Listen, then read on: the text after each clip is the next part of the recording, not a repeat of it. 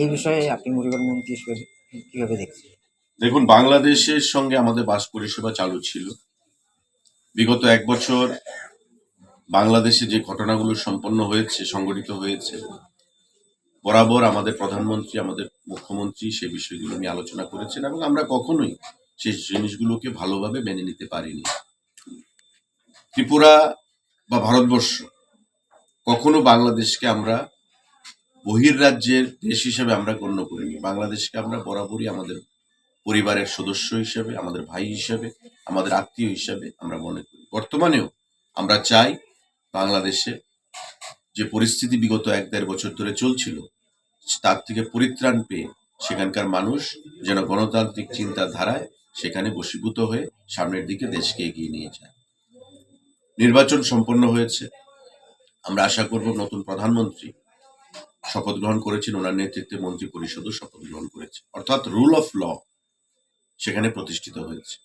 যেখানে rule of law থাকবে, আমাদের বিশ্বাস সেই দেশ আগামী দিনে তার পারফরমেন্সের ভিত্তিতে বৈদেশিক যে দেশগুলো রয়েছে তাদের সঙ্গে সৌভ্রাতৃত্বপূর্ণ সম্পর্ককে প্রতিস্থাপনের মাধ্যমে সামনের দিকে দেশকে এগিয়ে নিয়ে যেতে চায়। তারই একটা অঙ্গ হচ্ছে আমাদের বাস সার্ভিস পরিষেবা ত্রিপুরার সঙ্গে ভারতবর্ষের সঙ্গে। মৈত্রী, শ্যামলী আমরা প্রত্যেকেই জানি এটা পরিষেবা ছিল। বিগত 1-1.5 বছর ধরে সেটা বন্ধ ছিল।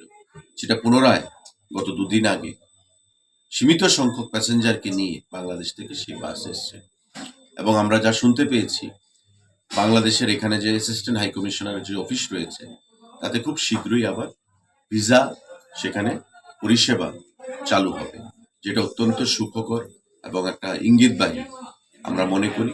শুধু তাই নয়, ভারত বাংলার মৈত্রী দীর্ঘস্থায়ী হবে। ব্যবসা, বাণিজ্য, সাংস্কৃতিক আদান প্রদানের মাধ্যমে আমাদের দুই দেশের সম্পর্ক আরো উন্নতির শিখরে যাবে। সেই জিনিসটাই আমরা নতুন সরকারের কাছ থেকে আশা রাখবো। আমাদের প্রধানমন্ত্রী মোদিজি বাংলাদেশের প্রধানমন্ত্রীকে ফোনের মাধ্যমে শপথ গ্রহণ অনুষ্ঠানে আমাদের দেশের স্পিকারকে পাঠিয়ে, সেখানে বিদেশ মন্ত্রীকে তার আগে পাঠিয়ে বার্তা দিয়েছেন যে ভারত কখনো বাংলাদেশকে শত্রু হিসেবে ভাবে না। ভারত বরাবর বাংলাদেশকে তার মিত্র হিসেবে, তার ভাই হিসেবে, তার প্রতিবেশী একটা পরিবারের সদস্য হিসেবে আমরা তাদেরকে গ্রহণ করেছি।